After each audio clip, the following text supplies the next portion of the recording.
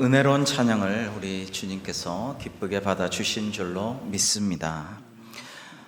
깰 때라 신년 특별 새벽 기도에 나아갈 때다, 그 말씀도 하신 것 같네요. 사랑하는 성도 여러분에게 오늘도 하나님의 한량없는 은혜와 예비하신 복이 충만하시기를 주님의 이름으로 축복합니다. 하나님은 여러분을 사랑하시죠. 사랑하시고 돌보시고 기뻐하십니다. 그러나 만물의 창조주이신 하나님의 관심은 교회와 성도에만 국한되지를 않고 온 세상 만물에게도 함께 하십니다. 그래서 우리가 잘 아는 요한복음 3장 16절을 기억해 볼 필요가 있죠. 하나님이 세상을 이처럼 사랑하사 독생자를 주셨고 그를 믿는 자마다 멸망하지 않고 영생을 얻게 하려 하셨다라고 하셨습니다. 즉 하나님은 세상과 우리가 서로 적대하거나 배척하거나 따로따로가 아니라 세상을 향한 존재로 교회를 불러주셨음을 기억해야 합니다. 신명기에는 중앙성소에서 예배자가 곡식과 포도주와 기름의 11조를 먹으라는 명령을 합니다. 11조는 하나님이 땅의 주인이심을 고백하며 감사 예물로 바쳤는데요. 성전에서 봉사하며 따로 땅과 분깃을 갖지 않는 레위인, 그리고 다른 가난한 사람들을 돕는 자선 헌물로 사용되었습니다. 제3년의 11조는 레위인, 객, 고아, 과부 등을 구제하기 위해 특별히 사용되었죠. 이들은 자력으로는 생계를 잇지 못하는 남의 도움이 필요한 그런 사람들이었습니다. 하나님의 말씀의 의미는 11조를 바치는 성도나 또 그 혜택을 받는 자들이나 모두가 하나님 앞에서 함께 기뻐하고 즐거워하는 그런 삶을 누리기를 바라신 것입니다. 공동체를 건전하게 유지시키려는 그러한 뜻이 담겨 있었습니다. 오늘 본문의 말씀인 77절에 대한 규정 역시 하나님께 복을 받은 대로 자원하여 예물을 드리고 또 이웃과 더불어 하나님 앞에서 즐거워하라고 말씀하고 있습니다. 하나님의 백성 이스라엘은 하나님의 사랑을 받은 만큼 그 땅의 공의를 실천하며 살도록 부르심 받았던 것입니다. 오늘 말씀 신명기 16장 10절 11절을 같이 한번 읽어 보시겠습니다. 시작. 내 하나님 여호와 앞에 77절을 지키되 내 하나님 여호와께서 내게 복을 주신 대로 내 힘을 헤아려 자원하는 예물을 드리고 너와 내 자녀와 노비와 내 성중에 있는 레위인과 및 너희 중에 있는 객과 고아와 과부가 함께 내 하나님 여호와께서 자기의 이름을 두시려고 택하신 곳에서 내 하나님 여호와 앞에서 즐거워할지니라. 아멘. 자, 그러니까 너의 하나님께서 너에게 복 주신 대로 내 힘을 헤아려 내 형편과 사정을 잘 살펴보고 자원하는 마음으로 하나님께 예물을 드리고 그것을 너와 너의 가족이 교역자, 오늘로 말하면 레위인이 교역자죠. 교역자와 그 다음에 다른 가난하고 소외된 이들과 함께 하나님 앞에서 하나님이 정하신 성소에서 예배하고 즐거움을 나누고 그렇게 하라라고 명하신 것입니다. 하나님께서 우리 교회에 큰 은혜를 내려주시고 이 어려운 때 성도님들께서 주님의 몸된 교회를 사랑하는 마음으로 정성 어린 예물을 힘껏 드리셔서 작년에 우리 교회는 당초 세웠던 예산의 20% 이상을 초과 달성을 하였습니다. 다음 주에 예산 공동의회가 있습니다만 앞으로도 성도님들과 상의하여서 귀한 헌금으로 이루어진 이 재정을 올해 하나님께서 주신 말씀대로 사용할 수 있도록 지금 당회는 준비하고 기도하고 있습니다. 한편으로는 건축 헌금 적립을 비롯해서 교회를 새롭게 하고 다음 세대를 위해서 그들을 잘 양육하는 일에, 교회를 새롭게 하는 일에 사용하고 또 다른 한편으로는 어려운 이웃 소외된 분들을 더 많이 돕는 일에 올해 더 많이 사용하고자 합니다. 특별히 예년보다 선교사님들을 위하여 마지막 때를 향해 가고 있는 이때에 땅끝까지 제자를 만들려고 애쓰고 있는 선교사님들을 위해서 더 많은 도움과 기도를 지금 드리고자 하고 있습니다. 예전에 분유 광고에서 어떤 사람이 아기를 탁 안고 엄마가 내 아이는 특별해요, 내 아기는 특별해요 라는 광고를 한 적이 있는데요, 무슨 황제 분유 광고였던 것 같아요.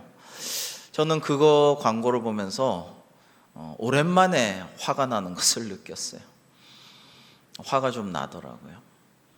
여러분, 모든 아기가 다 특별하죠. 부자의 아기도 황제의 아기도 회장님의 아기도 다 특별하고요. 어렵고 힘들고 소외된 분들의 아기는 다 특별하죠. 하나님 주신 생명은 다 특별하고 고귀한 존재이죠. 어떻게 내 아기만 특별해요 라고 하면서 그렇게 모성애와 허영심을 그릇된 방식으로 자극하나라는 생각이 들었었습니다. 여러분, 하나님의 아들이신 만왕의 왕 구주 예수 그리스도께서는 아기로 오실 때 심지어 보통 사람들처럼 태어나지도 못하고 구유에서 태어나셨죠. 여기에 메시지가 있지 않습니까? 하나님께서 모든 사람들을 사랑하시고 낮아지셔서 우리를 더 섬기시겠다는 그런 사랑의 메시지가 담겨 있는 것이죠. 그래서 하나님께서는 오늘 12절에 이렇게 말씀하십니다. 너는 애굽에서 종되었던 것을 기억하고 이 규례를 지켜 행할지니라 라고 말입니다. 이스라엘 중에 지금 잘났다는 사람들, 네로라는 사람들, 나 좀 알아달라는 사람들, 대단한 사람들, 너희들 다 옛날에 이스라엘에서 종되었던 후손들 아니냐. 이집트인들에게 채찍 맞으면서 핍박당하고 끌려다니고 노역하고 그 후손들 아니냐. 지금 너무 잘난 척하고 내가 완전히 새로운 다른 인류인 척 할 것 없다. 오늘 주신 말씀과 같이 어려운 분들과 함께 하나님 앞에서 즐거움을 함께 나누어라. 이렇게 말씀하고 있는 것입니다. 아무리 각자 도생에 급급한 세상일지라도 적어도 교회는 이웃을 생각하고 이웃을 기도하고 축복하면서 나누는 그런 교회가 되어야 할 줄로 믿습니다. 그리고 우리 이런 모습을 세상에 보여주고 세상도 그렇게 하도록 인도해야 할 것입니다. 한국교회는 1970년대 급속한 산업화와 더불어 성장주의와 성공주의의 영향을 크게 받았습니다. 이를 번영복음 혹은 번영신학, 성공신학이라고 합니다. 이러한 신학으로 한국교회 성장의 근거를 제공했지만 이 과정에서 교회가 자기중심적이 되고 왜곡되게 복음을 해석하고 복음의 일부만 편향되게 믿는 그런 모습이 드러나게 되었습니다. 그래서 번영복음은 세상의 시장중심적인 자본주의, 소비주의, 능력주의, 인간중심주의 이런 것들과 결합해서 부익부 빈익빈 계층의 양극화, 공동체 파괴, 생태계 파괴 등의 책임이 있게 되었습니다. 그래서 한국교회 성장주의는 점점 더 우리 사회에서 교회의 대사회적인 이미지나 신뢰를 추락시키고 교회가 마치 이기적인 집단인 양 오해하도록 그렇게 만들었던 것입니다. 그런데 이건 우리 주님께서 우리에게 가르쳐 주신 복음과는 다른 것이고요. 오늘과 같은 구약의 말씀 하나님의 뜻과도 매우 괴리되어 있는 것입니다. 그간 한국교회는 또 복음에 나타난 하나님의 사랑과 은총에만 지나치게 많이 강조를 해왔습니다. 내면적이고 아주 개인적이고 아주 우리 가정 또는 우리 교회 개교회주의로만 내달렸습니다. 그러나 우리는 복음의 본질을 다시 들여다보면서 하나님의 사랑을 실천하는 것을 다짐하고 자기 비움과 겸손, 자기 희생과 섬김, 용서와 관용, 그리고 철저한 회개와 자기 혁신과 그 노력의 열매가 맺혀지기를 더욱더 기도해야 할 것입니다. 종교개혁의 두 축이란 성경을 올바르게 말씀을 집중해서 바르게 전체적으로 이해하는 것과 교회가 사회에 대해서 공공성을 새롭게 갖는 것, 이 두 가지를 중심축으로 하고 있습니다. 성경을 읽을 때 편향함과 유사함을 버리고 전체를 보고 복음을 주님의 뜻에, 하나님의 사랑의 뜻에 맞게 정확히 이해하고 그것을 실천해야 한다는 것이고요.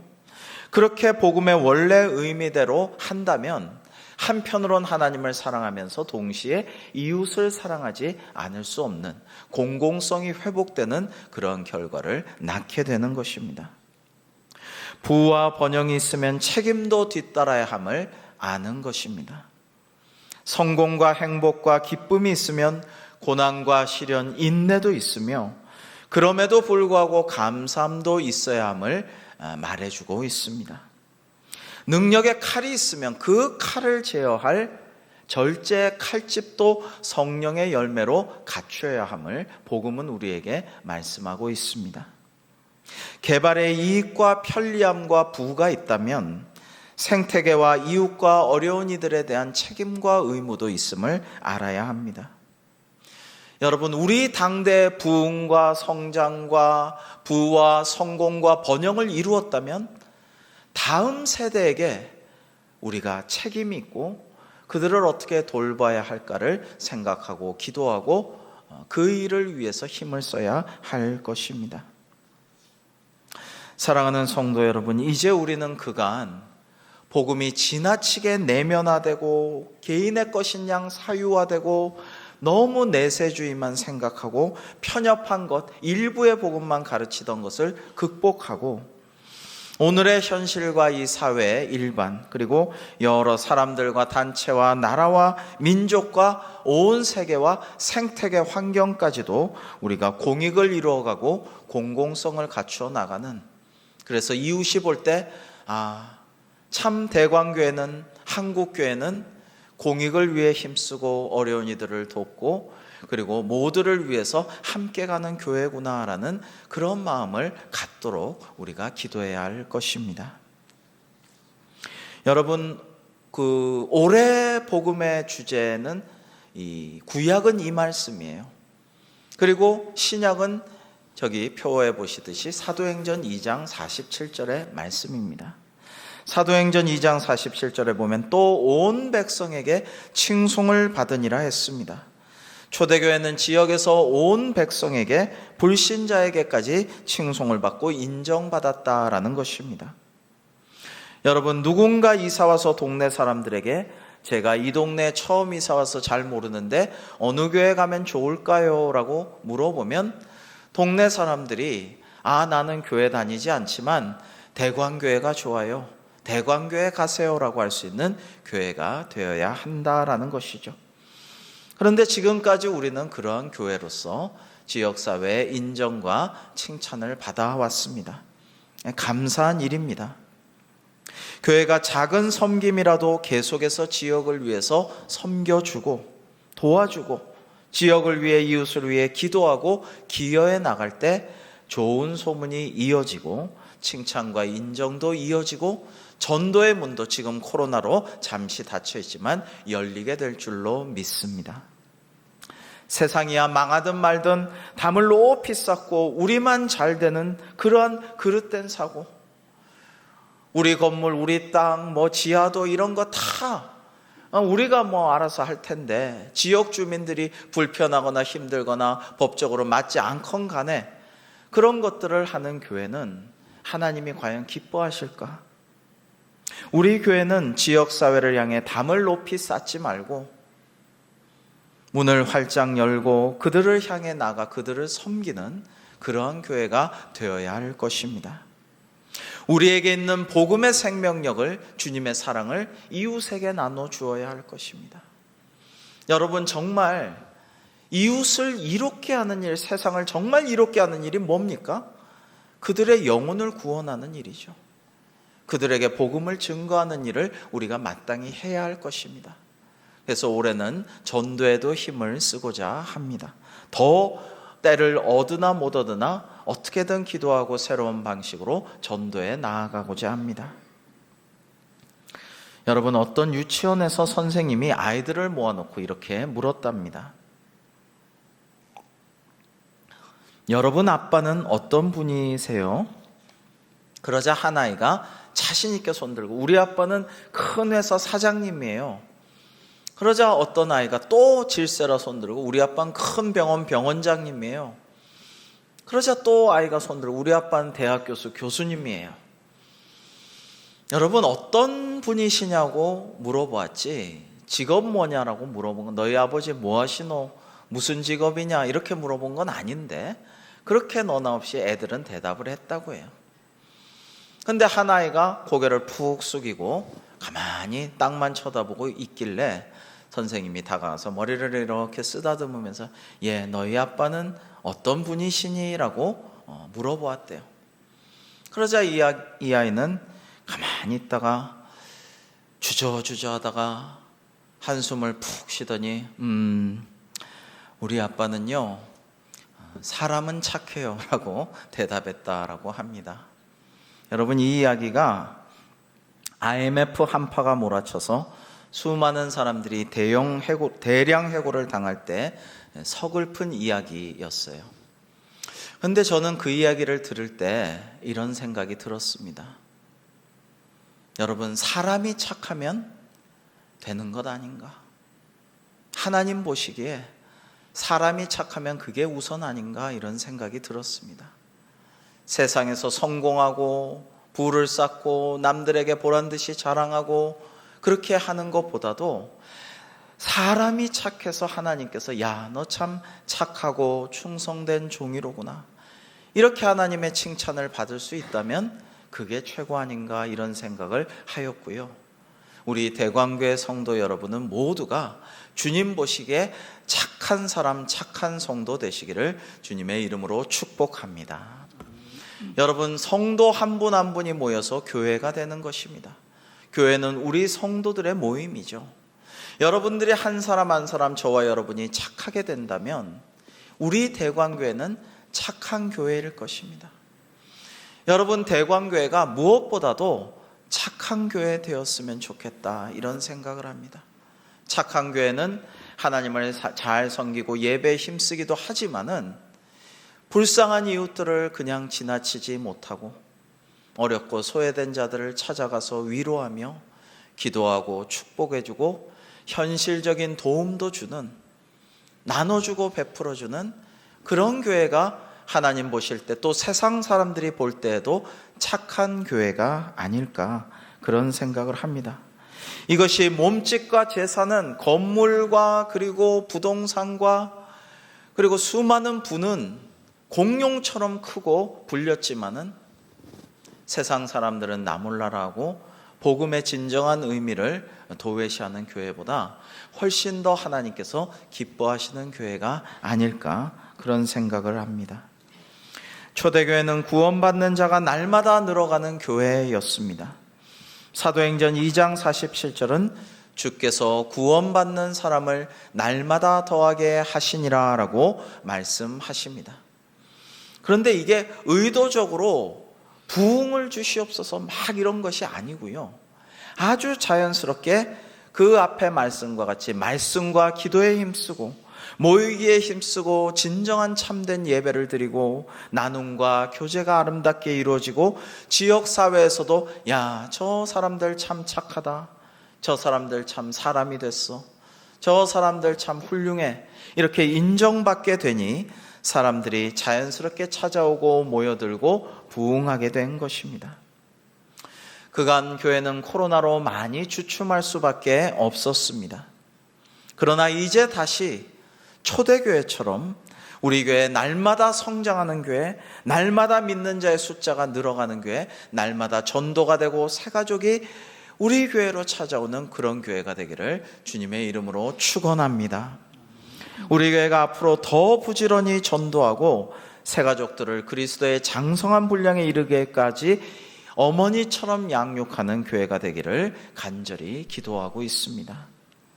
여러분, 감사한 것은 실제로 새가족 신방을 하면 새가족분들이 우리 교회가 참 좋다라고 해주셔서 참 감사하다라고 생각이 돼요.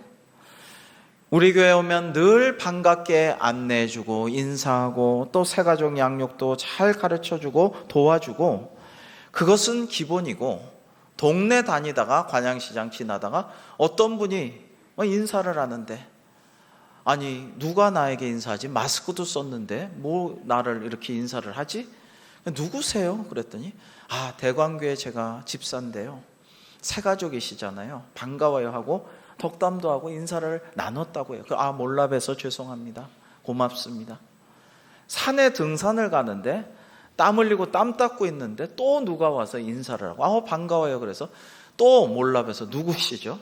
그랬더니 대광교회 교인인데요, 제가 권사인데요, 반가워요. 누구시죠? 이름도 알고. 그래서 너무 고맙습니다, 이렇게 산에서 뵈니까 더 반갑네요라고 인사를 나눴다고 합니다. 우리 교회 예배도 참 은혜롭고 큰 기쁨이 되고 늘 힘이 된다고 거듭거듭 말씀해 주시고, 그래서 전도해 주신 분께 너무 고맙다고 몇 번이나 인사를 하고 있어요라고 말씀해 주셔서 참 감사했습니다. 그리고 마지막으로 그분이 예배 다 마치고 다과도, 제가 사양하는데도 코로나 때는 신방만 하고 예배만 합니다 하는데도 정성껏 만든 것을 주셔서 먹고 이제 가려고 하는데, 목사님 이제 관양 그리니티 시티, 그 다음에 현대 아파트 재건축되고 많은 사람들이 새로 입주할 때 우리 대광교회 좋은 교회 많이 와서 대광교회가 새가족이 넘치고 크게 부흥 성장할 줄 확실히 믿습니다. 그래서 제가 아멘 했습니다. 참 감사하더라고요. 여러분, 우리 교회 성도님 말고 다른 교회 성도님 중에 이런 분이 있었어요.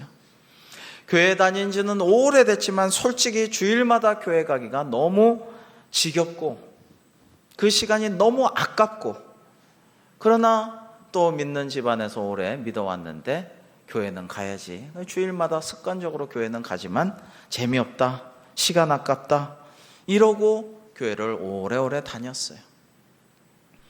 그런데 어느 날 덜컥 큰 병에 걸려서 그 댁 밖으로 나가지를 못하고 댁에서 요양할 수밖에 없는 상황이 되었어요.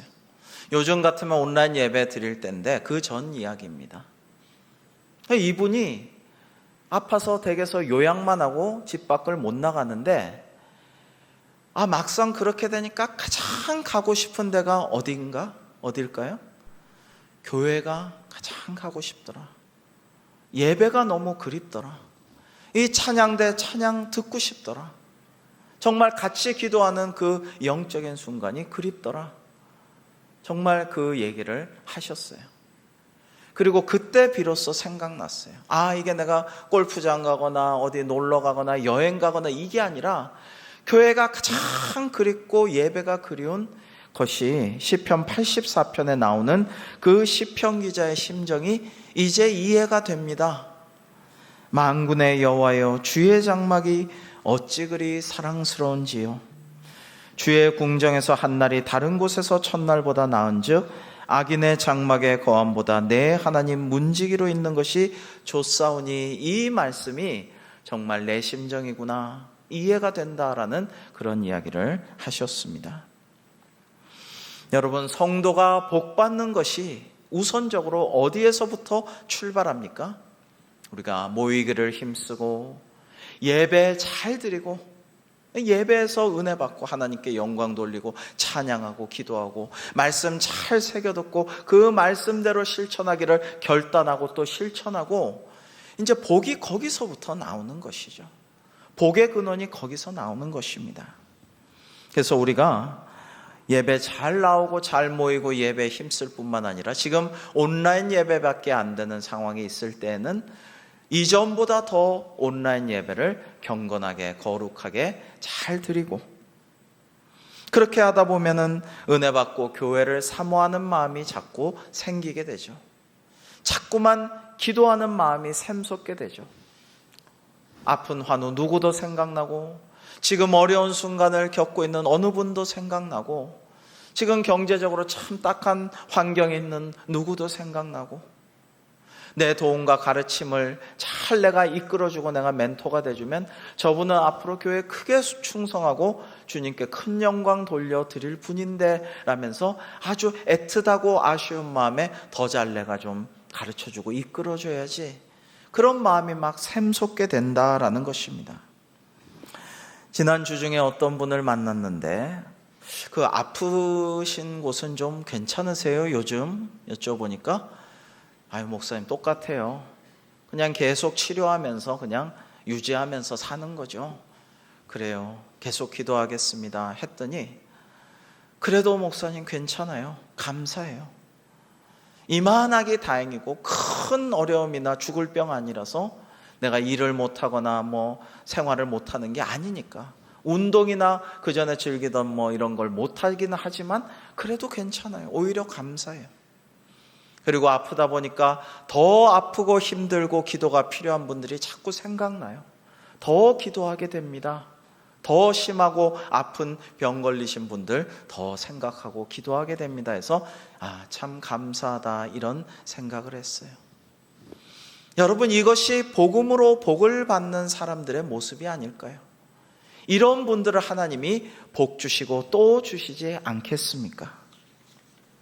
올해 우리는 안으로는 교회에 모이기를 힘쓰고 예배를 영과 진리로 드리고 정말 복음으로 복을 받기를 위해서 기도해야 할 것이고, 올해 우리는 더욱더 교회 밖으로도 시선을 돌려서 더 어렵고 소외된 분들을 위해서 기도하고 그들을 도울 수 있도록 힘써야 할 것입니다. 주신 말씀에 따라 복음으로 세상을 이롭게 하는 교회가 되어야 할 것입니다. 여러분, 반지라는 게 있죠. 반지, 금반지, 다이아몬드 반지, 은반지, 구리반지, 풀잎으로 맺은 반지. 근데 이 반지는 앞에 금반지 할 때 금이 중요한 게 아니라 반지라는 게 중요해요. 다이아 반지라고 해서 다이아가 중요한 게 아니라 다이아 반지에서의 반지, 그 의미가 중요한 것입니다. 반지의 반자는 나누다라는 뜻이에요. 지는 손가락이라는 뜻이죠. 그래서 뜻을 나누고 사랑을 나누고 언약을 나누고 그리고 어떤 권한을 위임받고 권세를 받고 그것을 또 나눠주기 위해서 반지가 필요한 거예요. 하나님께서 우리에게 건강 주시고 물질 주시고 열정도 주시고 재능도 주시고 은사도 주시고 시간도 주시고 생명 주시고 구원하게 하여 주시고 전도하게 하시고, 이게 우리에게 주신 귀한 다이아 반지예요. 금반지예요. 반지는 권세도 상징하거든요. 반지를 인장으로 고대에는 많이 사용했죠. 위임받은 권한을 많은 사람들에게 나눠주고 시행하는 그런 일에도 썼습니다. 여러분, 우리가 반지에서 금반지라고 금에게만 초점을 맞추고 다이아몬드에만 초점을 맞추면 안 돼요. 반지라는 의미에 초점을 맞춰야 해요. 하나님께서 우리에게 귀한 반지를 주셨어요. 예전에 반지의 제왕이란 영화와 유명한 판타지의 원조가 되는 소설도 있었죠. 거기 그 반지를 끼면 절대자가 돼요. 근데 주인공은 그 절대 반지가 사람을 악하게 하고 타락시키기 때문에 마치 예수 그리스도처럼 그 지은 사람 영문학자 톨킨이 정말 주님을 잘 믿는 신실한 문학으로 전도하려는 분이었거든요. 예수 그리스도처럼 자기 자신을 희생해서 그 절대 반지를 뜨거운 용암에 버리려는 여정이 바로 그 절대 반지의 여정, 반지의 제왕이에요.